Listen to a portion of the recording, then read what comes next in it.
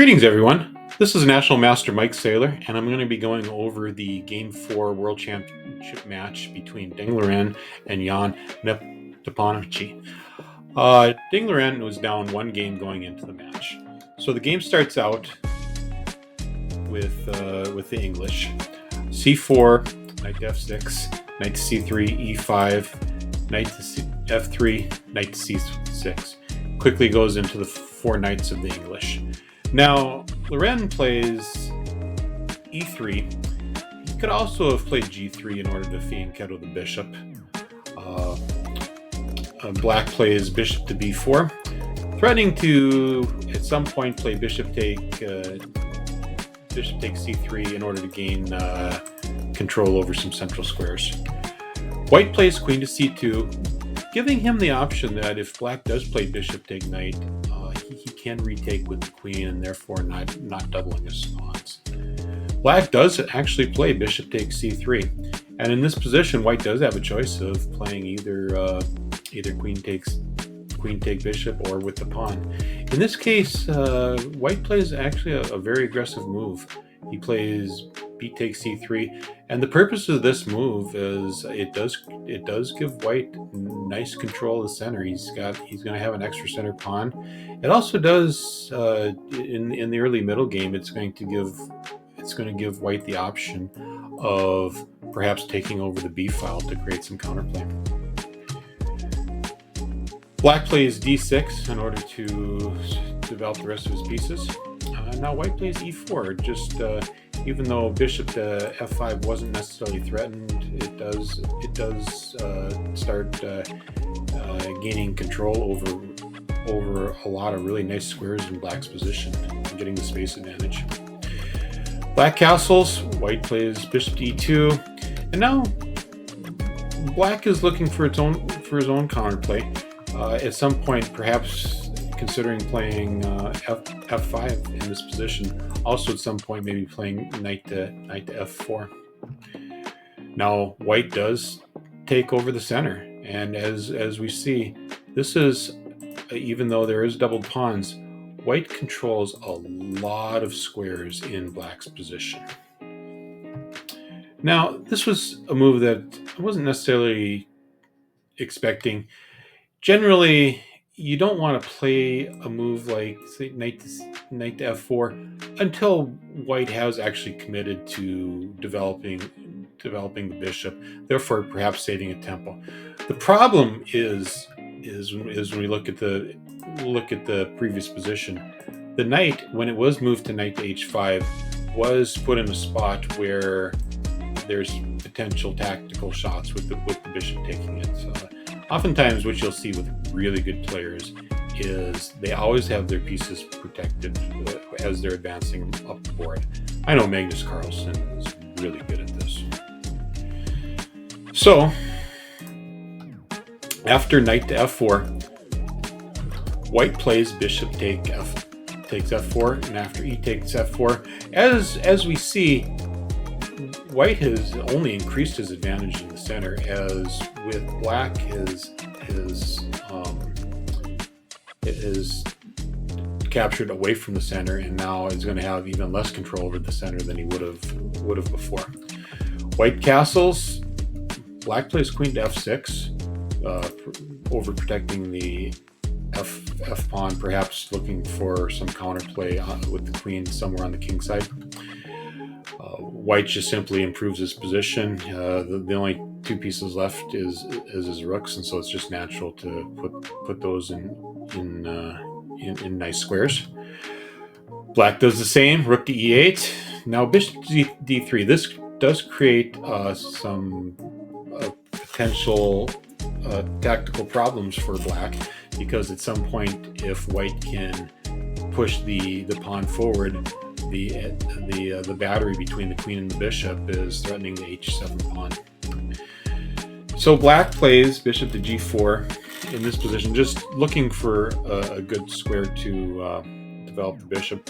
Also, at some point, the bishop is probably going to end up back at g6, protecting the king side and opposing the battery.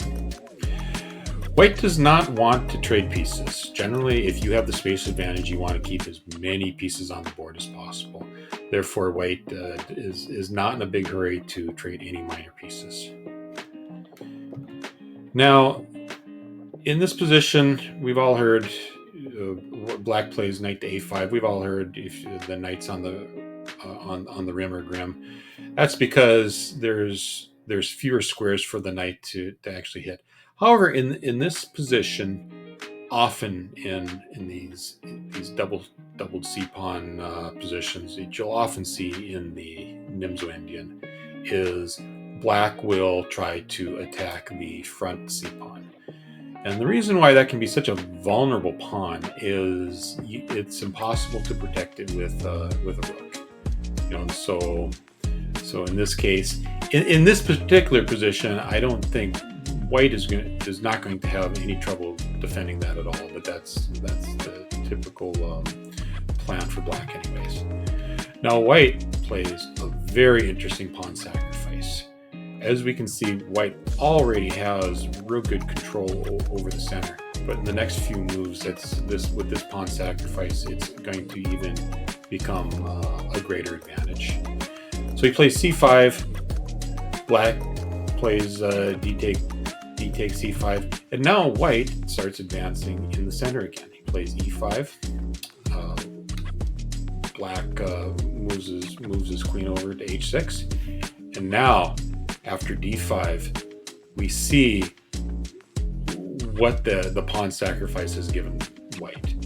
If you look at all of the squares that black controls in black's camp, white has all sorts of room to maneuver, and black does not.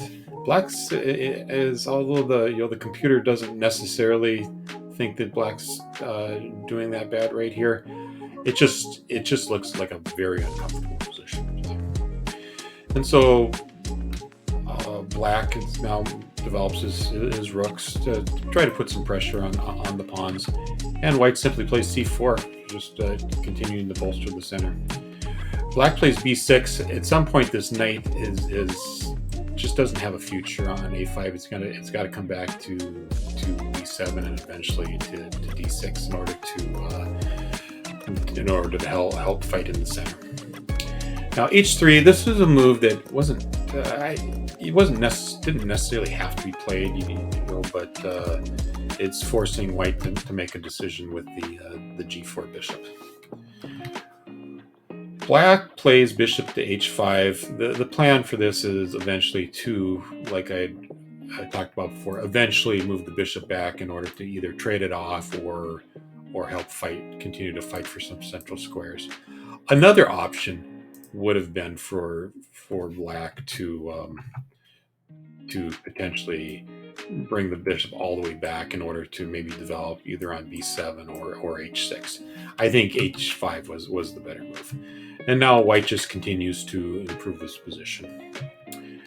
Black is going to double the rooks in order to try to put some pressure on the center.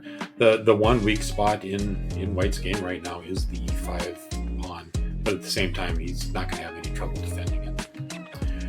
And he plays queen to c3, therefore protecting the e5 pawn with the queen and eventually the rook.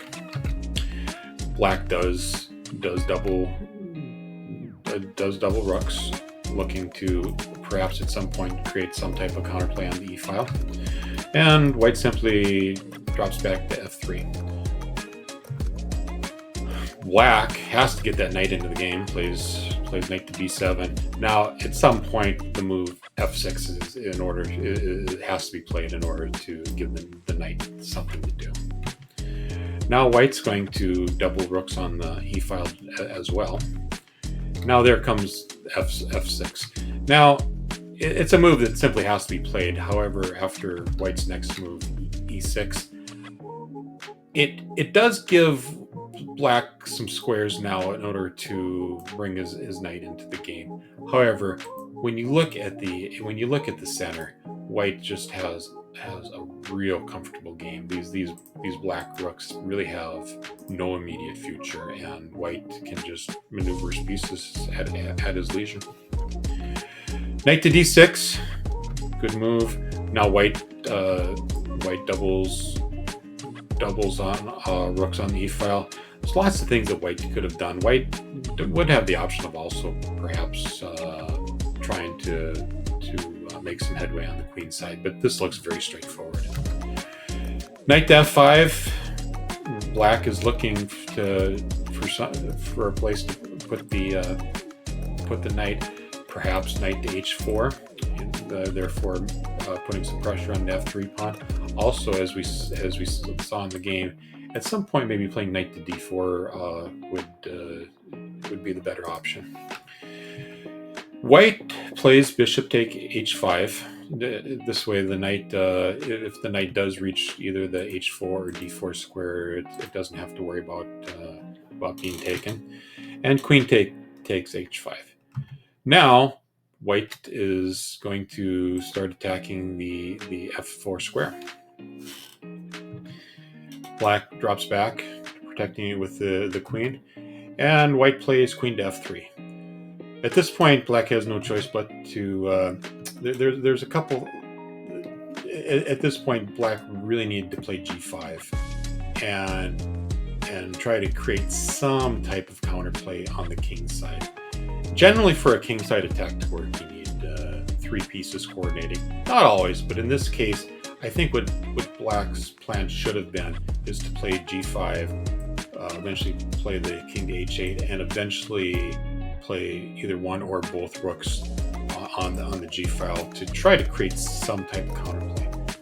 All that being said, I don't think that necessarily works. White still has a real nice position, but as black, you got to try to do something. So, anyways, what we saw in the game is as black plays knight to d4, and now Liren plays a really nice exchange sacrifice. He plays rook takes d4. And as we see in the game, what's going to happen is this knight is going to have all sorts of wonderful squares to infiltrate black's position. In the closed nature, the knight is actually a better piece than the rook. And so after g5, at this point, I would still probably try to play the king side attack. It's not going to work, but at the same time, your only other option is just sitting and slowly losing. Now black plays knight take d4. As we can see now, the knight's going to have some really nice squares in order to infiltrate the position. Black plays queen to g6.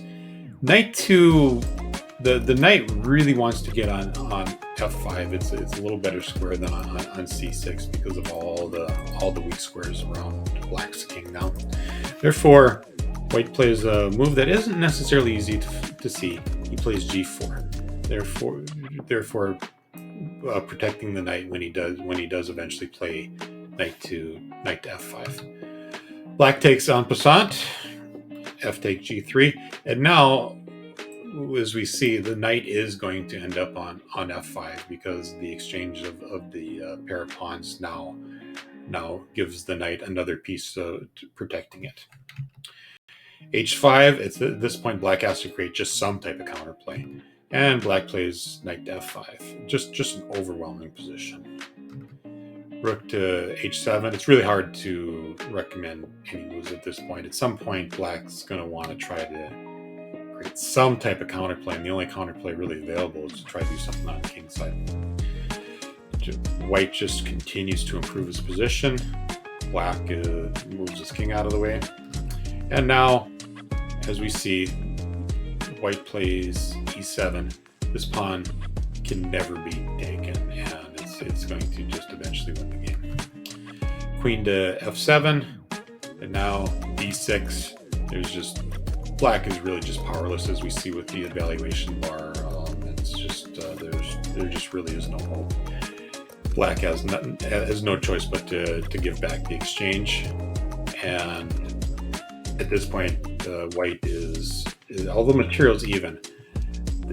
Black's king is exposed. The pawn on e7 can never be taken. The king and the rook can never coordinate in order to to have 3 pieces attacking it. And at this point, it's just, as they say, it's just a matter of technique.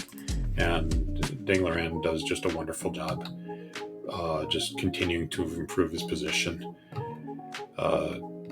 Just as we can see, there is just no defense. At some point, the rook is going to be able to infiltrate into the 8th rank.